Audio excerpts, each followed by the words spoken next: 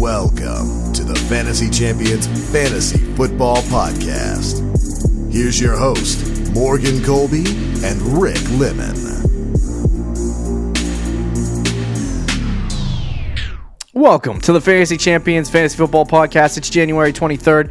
My name is Morgan Colby. I got Rick Lemon with me. What did you just show me on your phone? It was I can tell you later. All right, whatever. On this episode of the Fantasy Champions Fantasy Football Podcast, we continue our series of episodes called Consistency, and we're going to discuss running backs 13 through 24. We have a quick question before we want to start the show, but before we get into that, check out our website, The Fantasy Champions. Follow us on Twitter at the FF Champs, on Instagram at The Fantasy Champions, at Facebook.com/The Fantasy Champions. Subscribe wherever you listen, Apple Podcasts, Spotify, Stitcher, YouTube. Click the bell on YouTube for notifications. Leave a review and share this podcast with your friends. I'm actually going to try to make this 25 minutes today. We say that every single show, but let's try it. It's because the extra crap on the Tuesday show that we have to do, because the NFL season still is going on, technically speaking. Yes. So quick reactions will not happen on Tuesday's show because there is nothing to quick react about, because unless you want to talk about the Pro Bowl. I doubt that that's a scenario. So let's get to our icebreaker question. Who do you think will be a breakout running back in 2020, similar to Dalvin Cook? Can you go first on this one? Because I'm debating. Okay, between two guys. So, I don't know. This is an interesting question. I don't even know myself. Just pick a guy. I know you want to say Fournette. Well, Fournette finished in the top 10, so I don't think he's gonna like. Is it crazy to say no? Dalvin Cook. He's like, no. Well, I have a guy. I actually, you know what? I'm gonna say a guy. I think Joe Mixon. Okay. Joe Mixon, to me, is going... Is that the guy you were going to take? No. Flip. Oh. So Joe Mixon, I think, is the guy that's going to break out and ascend possibly into the top 3. This is an early take. So is it the Joe Burrow effect? Whatever. It might be the Joe Burrow effect. But I think he was terrible at the start of the season, good in the second half of the season. And I think the way they utilized Joe Mixon is very similar to the way that Los Angeles had utilized Todd Gurley. And so if Joe Mixon starts getting a lot more work in the red zone because of the Joe Burrow effect, you're going to start seeing Joe Mixon ascend outside of that number 13 range, who we'll talk about a little bit later, into the top 4 or 5. So yeah, I think it's very possible. Is it crazy to say Kamara? Because he's... Yes. Yeah, that is, because he's already had a breakout. But I do think he's going to blow up next year. What about Josh Jacobs, number 18? Josh Jacobs is... Yeah. Don't sound excited. He'll be better, but I don't think... I'm not going to say he's a breakout. Somebody who we've both been very high on, especially me, I think Devin Singletary has a chance. Alrighty. Especially with Frank Gore, I think... Yeah. We'll see if he retires. I don't know. So, a delayed take. But if he retires and Singletary is the only guy, I think he's going to be an RB1 next year. A low-end RB1, but an RB1. Sounds good. Let's move into our main portion. Now that we quickly got... It's the fastest question we've ever answered. Let's move right into our part 2 of this consistency running backs series. And we're going to start off with Joey Mixon. Your guy who you were just talking about. You want the guy I was keep just going on about? I'm just going to rant for 25 minutes about how much I love Joe Mixon. Now, Joe Mixon, he was relatively decent this year, and he was trash at the beginning. Very trash. I was doing the numbers today, and I was like, dude, this guy was so bad at the beginning of the season. Yeah. He was consistently an RB 3 or 4. He's getting like 5 points a week. He had 6 RB1 finishes, 2 RB2 finishes. So he was about an RB1 only 40 or 50% of the time. I don't know what the difference was between first half of the season Joe Mixon and second half of the season Joe Mixon. But obviously, if you told me after the first 7 weeks of the season that he would have 6 RB1 finishes, I would have laughed at you. Yeah. No, I would have probably too. I think for Joe Mixon, it's a matter of usage for him. Yeah. And how they utilize him. I think if they utilize him similar to how they did in the second half of the season, I think he'll be all right. I think Mixon's going to be good next year for a couple different reasons. They're going to have an easier schedule because they finish in last. Yeah. Joe Burrow, obviously.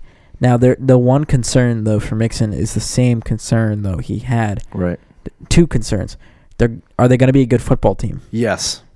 You think so? No.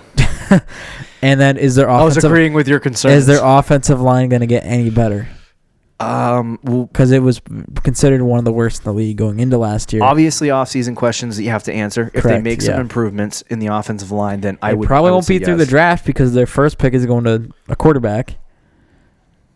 What is their, I saw some rumors about a lot of offensive linemen being cut for cap purposes around the league, so that could be. It looks like a way to get involved. But for me, if I'm Cincinnati, they got wide receivers. Yep. They even got. I don't know if Eifert's contract is still there, but he's a decent tight end. He's okay. He's good enough. Good enough to get the job done. And then you have the good wide receivers. You have the decent tight end. You got Joe Mixon as your running back, and then you plug Joe Burrow in. If they improve that offensive line, that offense might actually be good next year. Yeah. And it's funny because what did I told you earlier this week what I thought Joe Burrow, or last week, what I thought Joe Burrow was. Yeah, he reminds me of Jared Goff. Oh, ugh. But you know what's funny is he's going to. Jared Goff had a pretty good year, didn't he? He's going to a team where this guy used to coach Jared Goff. Yeah. So you know what Colin Cowherd said Joe Burrow reminds him of real quickly? Tony Romo. Interesting. That's a weird. I know that is take. kind of a weird take. It's such a Colin Cowherd take. What does that mean? He said he's like a very good, very, very, underrated top 10, borderline top 5 How can a guy be underrated when the the number 1 overall pick? He was referring to Romo. Oh. But he's like, he'll never be like the best quarterback in the league. That'll be Mahomes. No, of course he does say that. But anyway, yeah, Joe Mixon's success is entirely tied to how good his offense is. That's one thing that, if you go back and listen to our show on things we learned from this season, that's one of the things that is something that we're going to throw in our content a lot. Is the team good? Because whether they're good or not really makes a difference. Yeah. Like a lot of people drafted Joe Mixon in the second round. And a lot of people were burned in the first half of the season. Look at Josh Jacobs when they were winning versus when they were losing. Look at Derrick Henry when they were winning versus when they were losing. I mean, there's a lot of running backs that you can go through. Right. So you have to make sure that team is solid and good. Yeah. One exception I make is Saquon Barkley. That's it. Yeah. The one guy. Like the Rams blew this year. And we'll talk about, well, you know what? Let's talk about, do you have anything else to say on Joe Mixon? No. Okay. So the next guy on this list is Todd Gurley, number 14. Now, this was expected by a lot of pundits. They were like, oh my God, Todd Gurley, he's going to be trash. You were higher on him than I was very much higher on him because I thought he was going to get the at least somewhat touches, yeah. of the opportunity. Towards the back half of the season, he did. He got, and you had him on your team for like 2 weeks. 2 weeks. But towards the back half of the season, he did okay. have that. Yeah, he did okay. His success was very much tied to the success of the Rams offense, which wasn't there. Right. Realistically. But they also didn't start giving him the ball until the midway point in the season. Like they were giving it to him some, but until they realized, oh my God, we got to win football games to make the playoffs, they started using Todd Gurley a lot. And regardless of Todd Gurley's efficiency, this is annoying me. Regardless of Todd Gurley's efficiency, yeah. Giving it to him 20 times a game, whether he gets 3 yards a carry or 5 yards a carry, is irrelevant because for some reason it makes the team better. I know, which is weird. It's the strangest thing. He had. Where's he gonna go in the draft right now? Do you think? Because I'd say Gurley. Yeah, I'd say 3rd or 4th round. I was gonna say 4th round. Yeah. So he has 6 RB1 finishes, by the way, and 3 RB2 finishes. So he was an RB1 or 2 60% of the time, which is not bad. How many games did he bust in? Because he played in 15, or did he play in all 16? Hold on. I don't think he played in all 16. I think he missed 2. Did he really miss 2? I don't know. He played 15. Okay. So, I mean, for about not awful. For Gurley, yeah, 60% of the time in 15 games, pretty good. He's going to give you really good games. I think at this point, it just depends because he's still the funny part is that he's still extremely young. How old is he? He's like 26 or so, 25. I mean, for a running back, 26. Yeah, that's a little older, but it's not like his fantasy. No, absolutely not. You have until like you're 30 as a running back. He's 25. Yeah. So he's young, and he's not complete. Like I feel like this year was just a weird year for the Rams where they were just like, okay. I mean, take this as you will because it's the LA Ramblin'. meaning it's a rumors website, and they start the article off with NFL rumors, but they said LA Rams Todd Gurley returned to Rams is in question. Interesting. I'm not going to take anything on that until we get a real source, but yeah, that's interesting. Yeah, I mean, if Gurley comes back, I think they liked Henderson, and a lot of people liked Henderson. That's and they were probably like, where the rumor comes from. Henderson was a third-round pick, and I remember everyone was just like freaking out about that third-round pick, and Henderson just doesn't look very good. He looks okay. He looks like an NFL player. He looks like a backup running back. Yeah. And so I think they realize, okay, Todd Gurley's our guy. If they keep him, obviously. I don't know why they would get rid of him. That doesn't really make any sense. But yeah. But I think he's 25 years old. He's not a terrible running back. If he gets the red zone opportunities again, Todd Gurley's like staple of why he was a number one running back 2 years in a row is literally because the clown got like 22 touchdowns in both seasons. So it was like, if he starts scoring like that again, there's no reason to believe that he's not going to be a high-end running back. But it's just a matter of, are they scared of his bum knees getting all freaking messed up to the point where they don't use him in the early half of the season again? That's going to be your concern. And so I think the injury concerns are gone, but Gurley's probably going to end up a third or fourth round pick. Now, can Gurley be a third or fourth round pick and then do what he did 3 or 4 years ago, be the RB1? We said that this year, and it didn't really work out. No, I mean he was a high end second round pick. Like, it's not like he was a third or fourth round. No, pick. that's true. The year he broke out and had his first RB1 season, he was a third or fourth round pick, late third, early fourth. And then he broke out and had an RB1 season. So can Gurley do that again? I don't know. I don't think he'll do that. I don't think he'll ever do that again. Yeah. But he might. If all things go well, he could be a RB1. Now this guy, I absolutely love. There's so many guys in the RB2 range. Who is it? Miles Sanders. Okay. And so he finished as the number 15 running back in all fantasy football. Had 990. Who would have guessed he would have finished ahead of Jacobs in week 13? Oh my God, he finished ahead of Jacobs? Yeah, Jacobs didn't play the last 2 weeks, I believe. That's true. So where is my dude? There he is. He had 31% of the time in RB1, 6% of the time RB2. He had 5 RB1 finishes, 1 RB2 finish. So he had some really decent game. Yeah, I know. He had some really decent games, and then some bad games. I watched a lot of him on film during the season. He looks really good. Yeah. And that offensive line's really good. But it's just a matter if they bring back the Jordan Howard effect. Yeah, if he comes back, then Miles Sanders I'm concerned. But if Jordan Howard just leaves and doesn't come back, and this is Miles Sanders' backfield, there's no reason why we can't believe that he can be a high-end RB2, low-end RB1. No, I agree. I think if he's by himself, yeah, I absolutely believe he could be a low-end RB1. Yeah. That's a big if, though, because we'll see. I know for a Jordan fact, Howard. If they bring Jordan Howard back, Miles Sanders is not getting red zone opportunity. Yeah. He might get opportunities between the 20s, but the second they get inside the red zone, it's going to Jordan Howard every day. Right, which is stupid, but his ceiling will be low at that point. But right. No, I do like Miles Sanders a lot, especially going into next year. It's another guy that we just got to watch how the offseason plays out. Yeah. I feel like everyone is like that. Yeah, I mean, we are in January. When he started, I mean, we felt like there was a lot of times where he wasn't that great, but when he started, he looks like I had him in one of my the other leagues, the one that we're in. Yeah. On Sleeper, and he so I did watch him a little bit when I had the chance, and right. The Eagles were on TV, or when I went back and watched like Eagles games. You know what I'm saying? Anyway, yeah. He does look really explosive. Like, he looks very good. Yeah. He looks like Singletary almost. A little bit, yeah, a little smaller, but yeah. Yeah. But he should be a very good NFL back. Let's move to the next guy. Kenyon Drake started the season with the Miami Dolphins. And Blue Chunks.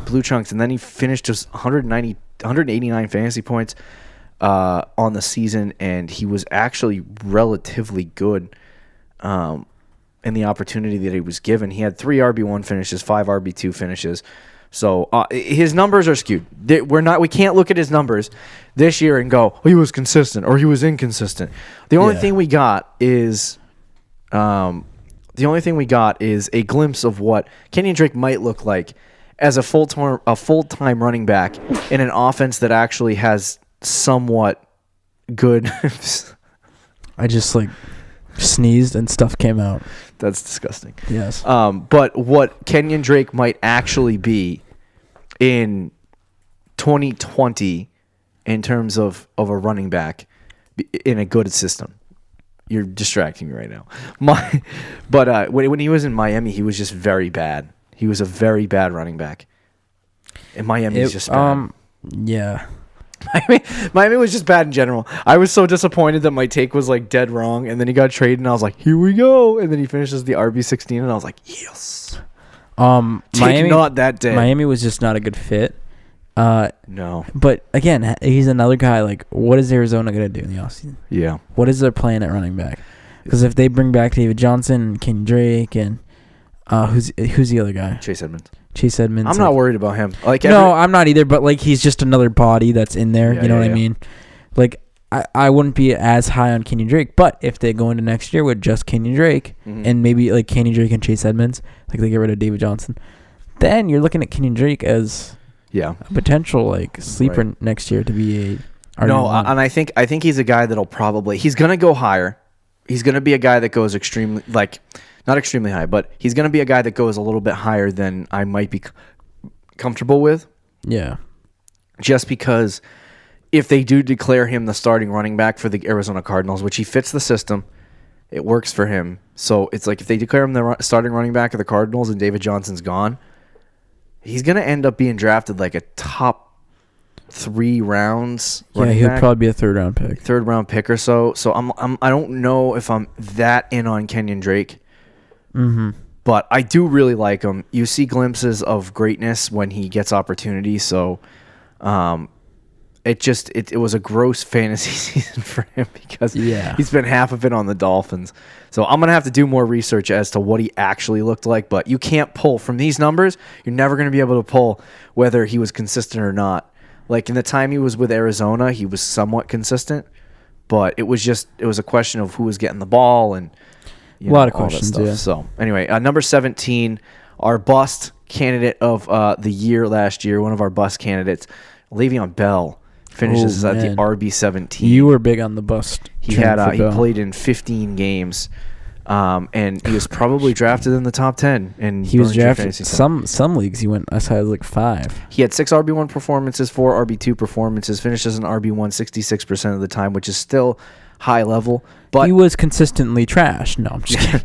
The problem with Le'Veon Bell is A, he's on the Jets, and B, that's a big Adam Gase is his head coach. He does not. Adam Gase does not like Le'Veon Bell. I talked about his fantasy points per opportunity in the past, and how it's between 0.7 and 0.8, and how many opportunities he would need to touch the ball in order to have success, and why everyone was oh my god, he was an RB1 with the Pittsburgh Steelers. And that's because the Pittsburgh Steelers literally gave him the same amount of opportunities that freaking Christian McCaffrey had.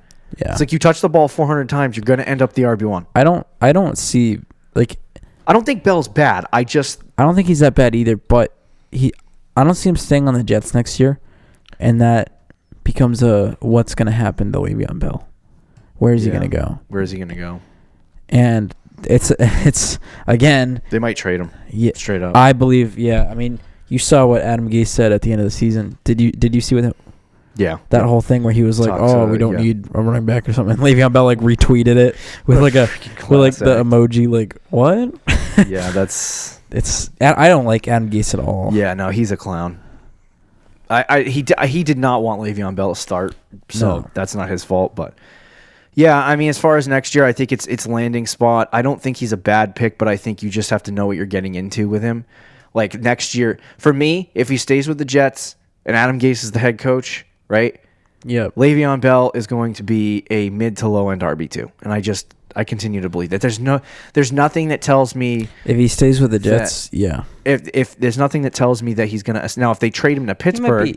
And they just decide James Conner's not the guy because he gets hurt every 5 minutes, and Le'Veon Bell gets 400 touches because he's playing for the Pittsburgh Steelers again, then it would not surprise me in the least that he could finish in the top 5. But it just all depends on how many touches he gets. Yeah. Which I don't think the only team in the NFL that would give him 400 touches are the Carolina Panthers, who already have a running back, and I think the Pittsburgh Steelers would do it too. And I don't think that they were interested in Bell. I think more specifically because of the James Conner problems. But even if he went there, you think if the Pats got rid of Sony? They might, but it still wouldn't be. You might think it's a good situation, but the Patriots are not going to give him 400. I know they like to. They're going to give him like 250, and he's going to end up being a low end RB2. They'll give it to Burkhead and James White and all these other guys. So anyway, I that's why I don't like Bell. He just doesn't get enough opportunity to succeed as a fantasy. It's also the Jets were one of the worst. I talked about the Bengals having one of the worst offensive lines. I think the Jets have the worst offensive line, at least last year in the NFL. So that obviously does not help Le'Veon Bell at all. Right. Or even Darnold. Poor guy. So they got to address that. Yeah. If they fix their offensive line and he stays with the Jets and they decide to commit to it, maybe he could be a high-end RB2. Okay. Number 18 on our list is Josh Jacobs. Josh Jacobs did not have a bad season, but he also did not have finished a great poorly season. though. 5 RB1 finishes, 2 RB2 finishes, 38% of the time as an RB1, 15% of the time as an RB2. I like Josh Jacobs, but I think the ceiling is what it is for him right now. Yeah, but again, do you see Oakland's offense getting any better next year? It's Las Vegas now. Well, okay, I'm sorry. Las Vegas. God, it's going to take me all year to figure. Why, NFL? Why? Every time they do so this. They can have more Vegas. I don't know. I just got past San Diego. I just got past it. Los Angeles Chargers. That's what. Now it's Las Vegas Raiders. Okay. All right. Las Vegas. All right. I don't think. I'm stressed out right now because I'm going to say Oakland. I'm sorry. I shouldn't have put that much pressure on you. Look, I like Josh Jacobs. I liked him. Is it throughout the LVR entire now? season. Is that the acronym? Yes, it is. All right. Let's do it. I just changed it. Yeah. See, the problem with Vegas. Is that is so weird. That's so weird. I feel gross. Violent. I feel like I'm talking about the Golden Knights. Yeah, like hockey team. Yeah. Because they're the only Vegas team until now. Yep. Sorry, we're spending like 10 minutes on this, but it's just it's annoying. Okay, next guy. The Raiders just like I feel like they're stuck in the middle. Yeah. They did take a step. Offense. I know they did take a step this year, but do you see them taking another step? I don't know. Depends on what they add in the offseason. The Chiefs are in that division. If the Chargers can add a big name guy. I think if the Chargers just reset their whole team, the Raiders become I think the Broncos are a good young team too with Drew Lock. Their defense is really old. Yeah, no, the defense is really old. Yeah. I don't disagree with you. I do think I don't know that their offense is going to get any better. I know Josh Jacobs struggled with injuries. He only played in 13 games. So for me, when I look at Jacobs, he wanted to play through a lot of those things. Yeah. But for me, when I look at Josh Jacobs, I don't know that I see him. He's another guy that needs touchdowns in order to have really big seasons. I think he's another guy you add him to the list. What are the Raiders going to do in the offseason? They're going to add offensive line help. They're going to add receivers, or are they going to stay pat and maybe add a defensive play? Like, what are they going to do? Could you see this guy? I want to see when things start shaping up in terms of, where guys are going in the draft. But could you see this guy end up being like the 5th or 6th round pick that ends up ascending into? I could see that. If he's a 5th or 6th round pick, I think that's perfect value. Like, I'll take that all day. Yeah, I would. 4th or 5th. A 4th is edging it for me. Like, I don't really want him in the late 3rd, early 4th round. But we're gonna have to see as the offseason goes along what happens. Obviously, so I don't know. He was good at times, but then you look at his numbers and you're like, the end of the season really just hurt. He's meh. His value, yeah. He's very meh. The next guy on our list is Phillip Lindsay. Now, I also talked about this guy being a bust. He's kind of exactly what we anticipated him being. Yeah, he wasn't, but I want to give you these numbers because, man, oh, man, was he disgustingly bad. Uh-oh. 3 RB1 finishes, 4 RB2 finishes, 18% of the time as an RB1, 25% of the time as an RB2. So he wasn't even consistent enough to be an RB1 or RB2 50% of the time. That's with a full season. He was the RB19. He gave you some good games, but you couldn't predict when they were. So basically, he was a pretty face on your bench. Yeah. Or your flex for some teams. And now he's going through another coaching change. And another surgery as well. And I don't know. He's not a bad running back. Like, he shows this, like, I watched him and I'm like, okay, this is why people like him. He hits the hole hard. He hits the hole hard. He has a lot of pop. He has a lot of fight. I just think that he's very capped. He's very capped. No, I agree. His size caps him. It doesn't cap his opportunities because he did touch the ball over 200 times, I believe, this year. But it just, I think his size, it gets to him at certain points because he's just so small that you give a guy that small 200 touches, it mentally wears on him. You know what I mean? Right. And more physically than anything else. But like, whereas a guy like, you know, and I don't think this guy's going to be any good now that I've seen him 2 years, and you don't really expect him to do anything. But Royce Freeman, he's a guy that can handle the punishment. You know what I mean? He can handle the 250 touches. I think in a season. Whatever the Broncos they're decide both to exactly do. the same to me. Yeah. No, I think they'll probably just. I could easily see them going dual backfield again all year and just like hurts both their values. Could you see them resetting all together? Yeah, I mean maybe. But this year's running back free agency class is huge. This running back class for running backs in the draft is huge. I could see them just saying, we're gonna forsake these two guys altogether. I could see that. I think that would be dumb because they have a lot of holes on their team that they could use that that's true. Resources in other places. But right. I could see them doing that. Like drafting a running back in the second or third round. Being like, now we have Drew Lock, we have our quarterback, now we have our running back. It's like, you kind of need other things. But I mean, not that Phillip Lindsay is a bad running back per se. I just think that there's a lot of things that are kind of like holding him back in a way. So here's the RB19. Would you consider him a bust? Because that was the thing I was kind of fumbling with all season. It depends where you took him. If you took him where we told you to take him, no. It's 6th round.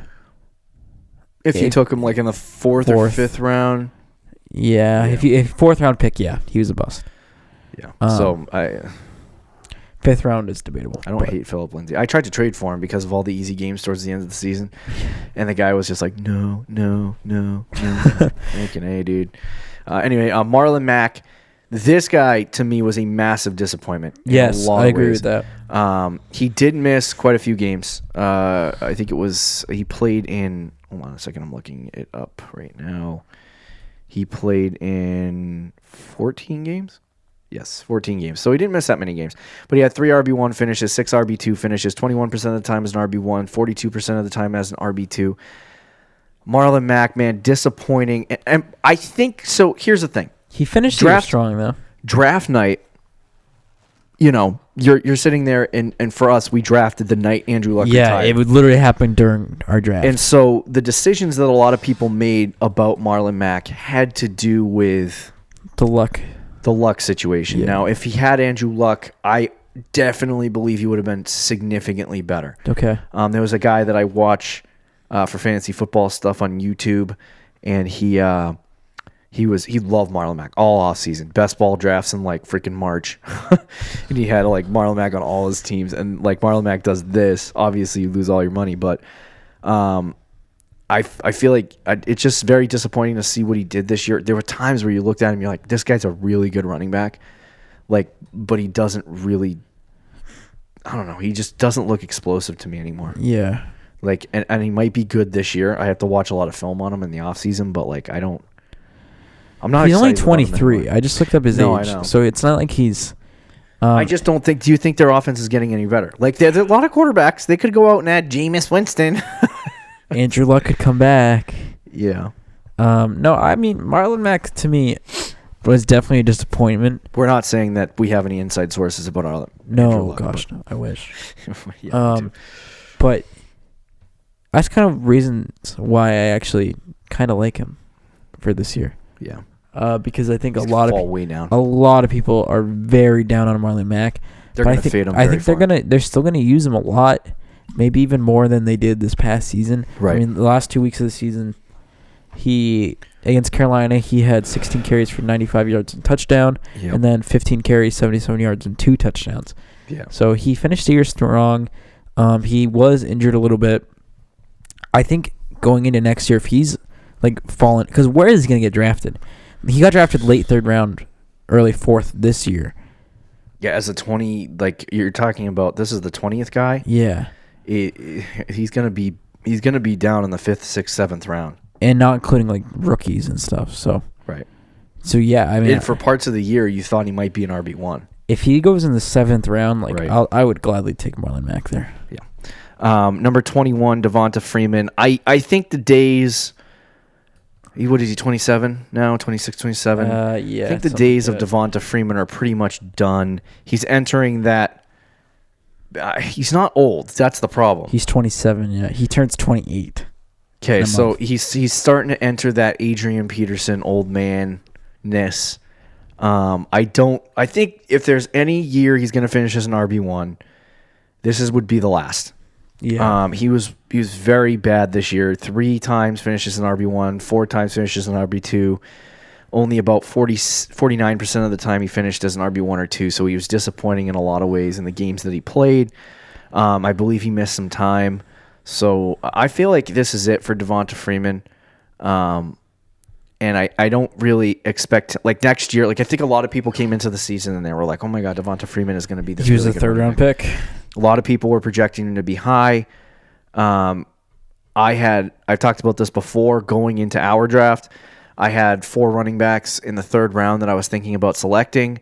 And I put Devonta Freeman last on that list because of his age, or not because of his age, but because of his injuries and because of just the fact that the years that he was an RB1 in fantasy, all of fantasy, were down years for running backs.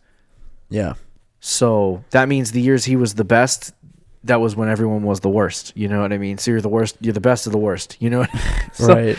Like, to me, I just, if he ends up in RB1, it'll be very low end. It'll be 10, 11, 12. Like, he's not going to ascend into this. No, I agree. Yeah. It's not going to happen. He will probably continue to get an opportunity unless the Falcons draft a running back or something like that. So I do think he'll be at least okay next year, but yeah, I think the days of Devonta Freeman running around this league is over. He's very inconsistent this year. So let's talk about James White, who was gross. Yeah, but gross. You know what? Consistent. He will probably do the same thing next year. And I will tell you exactly what he did when I find his freaking numbers. He had 1 RB1 performance. So you're like, okay, gross. I don't want that. He had 10 RB2 performances. Perfect flex. So he was flex. Very good flex. About 72% of the time, 73% of the time, he was an RB1 or 2. So mostly an RB2. You get like 12 points a week. Yeah. So you're getting a consistent finish for James White every single week. It looks really, really, like for him, I think, I don't know where he's going to go. We have to see what happens. But it depends on if Tommy B comes back too. Like if Brady's back in New England, obviously James White will be a featured part of the offense. Yeah. If he doesn't come back, I don't know. I don't know what we can expect from James White. And because of that uncertainty, if Tom Brady doesn't come back to New England, I think James White, just in the sheer circumstances of uncertainty, I'm just not going to draft him. Yeah. I don't feel it. But I think he's worth early season. You know what you're going to get. You'll get good flex numbers. You know what you're going to get at this point from James White. And so it's like you get good flex numbers. If the guy's a 7th, 8th round pick, you can, if he has a good matchup week 1, you can start him and say, okay, let's do it. He's going to get me 12 to 13 points. Yeah, he's going to get me 12 to 13 points, try to get a win. Fill a hole if somebody's injured. Yeah, so I like him in that context, but I don't think there's a breakout coming for James White or anything like that. So he's just a good He's RB2. also a little older than people think he is, too. Yeah. What is he, 27? Yes, and he turns 28 next week. Wow. Yeah, he's a little bit older. So he's the same age as Devonta Freeman, pretty much. You know what you're getting in him. You're not going to get an RB1. You're going to get an RB2, but you'll get one that is slightly consistent. A low-end RB2. Low-end RB2 that's consistent. Yeah. So number 23, Melvin Gordon only played in 12 games this year. He's going to be an interesting one. Interesting guy because he is going to be a free agent this year. We don't know if he returns to LA or not. He has 5 RB1 finishes this year, 3 RB2 finishes. He finishes an RB1 or an RB2 about 65% of the time. So he is. So if you take those first 3 games out though, because remember those first 3 games he was garbage. So I think he had 8 of the 9 weeks after that he was either an RB1 or RB2. Okay, so from what week on? So what was that? I think week 7. When did he come back? Week 5. Yeah. I was just going to pull up the numbers. Yeah, you can pull it up if you want. Week 8. Yeah, you know what would be interesting to look up on Fantasy Pros? Where Melvin Gordon finished after... Number 8 after week 8. Okay. So he was the RB8, which is kind of where he was getting drafted. Yeah. Similar, I guess. It's kind of what you would expect. Yeah. He's not a bad running back. I think if he stays in LA, he gets the same amount of opportunity, does the same things. I think he'll probably be a low-end RB1. Probably be a low-end RB1, and a guy that you can probably count on drafting in the 3rd, 4th round. Maybe. We'll see. Yeah. But if he does leave and go to another team... It really depends where he goes. It really depends. Yeah, it definitely depends where he goes. But, like, there's so many... Now that I'm kind of looking at the league, there's a lot of different holes to fill in different spots. And, like, you see teams with, like, Devonta Freeman, 28-year-old running back. New England had Sony Michel not perform well this year. Yeah. You have Tampa Bay and Houston, who both are probably going to be in the market for Houston a running back. definitely, I think, will. So it's like I see some of these teams, but then you see a lot of free agent running backs. And so it's like... And rookies. Like David Johnson, perfect fit would be in Tampa.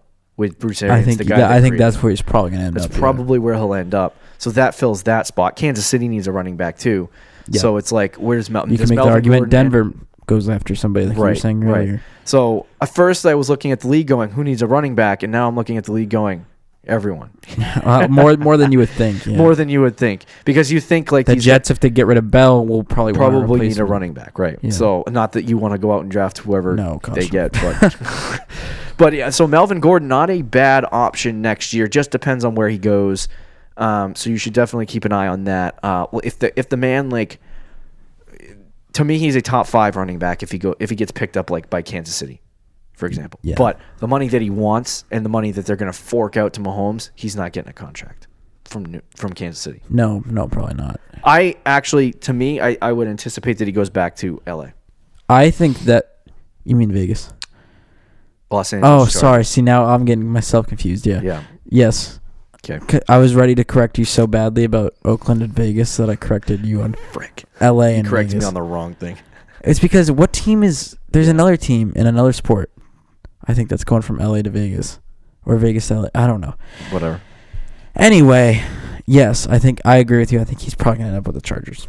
Yeah, and if he does end up with the Chargers, that's good news for him. Yeah. Bad news for Eckler. Yeah. But we'll talk about Eckler as the offseason goes along because he is an interesting player. But anyway, the final guy, number 24 in half PPR, Raheem Mostert. No, we don't get to talk about David Montgomery. Just barely an RB3. Thank God. At RB25. But Raheem Mostert came on later in the season. Yep. He wasn't good for the first half of the season. In the second half, didn't really play much. And then Tevin Coleman was, injured, not injured. Matt Breida injured, not injured. Even Mostert had injury problems. But when he came in, he took advantage of his opportunities. He was very good. Undrafted free agent. Did you know he was on 9 NFL teams or something like that? I saw 7. 7 NFL teams in like 4 seasons. And San Francisco gave him his first opportunity to play.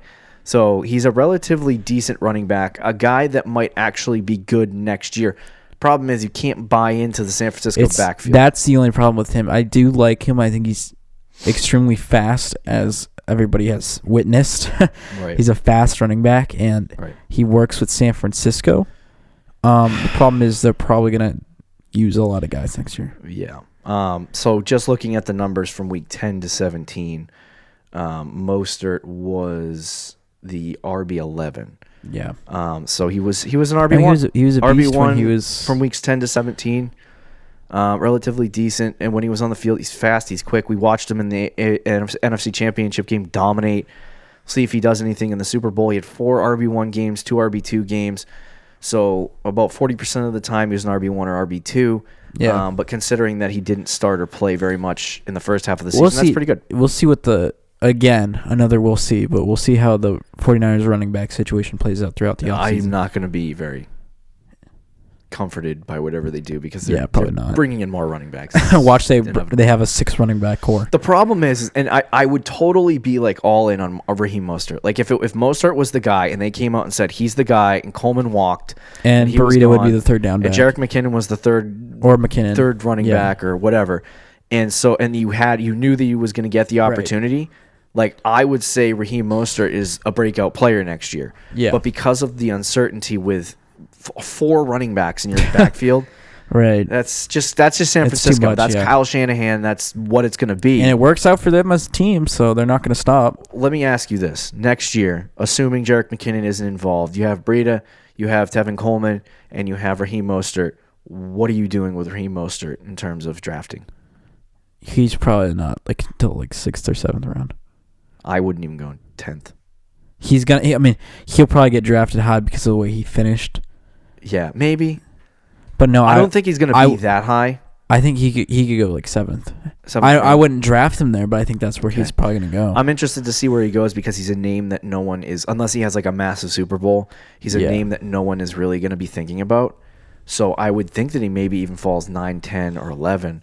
If that's the case, you can sneak away with a guy that might actually be a decent RB2 for a majority of the season. Yeah.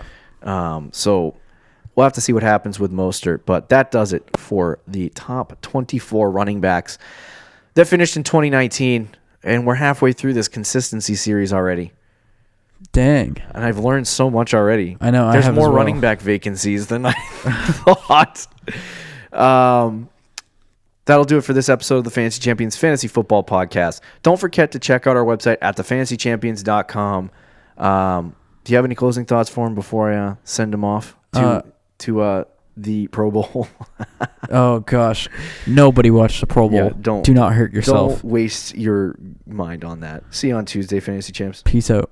Thank you for listening to the Fantasy Champions Podcast.